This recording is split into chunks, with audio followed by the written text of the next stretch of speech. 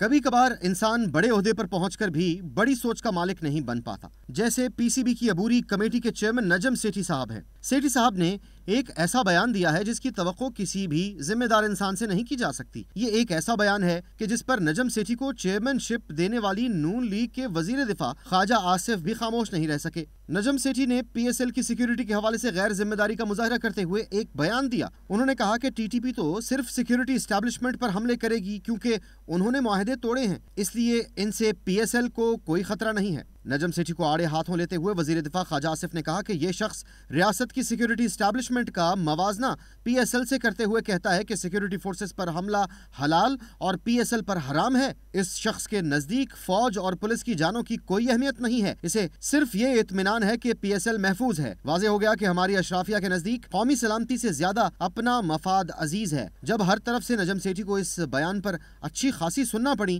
تو انہوں نے اپنا ٹویٹ ڈیلیٹ کر دیا۔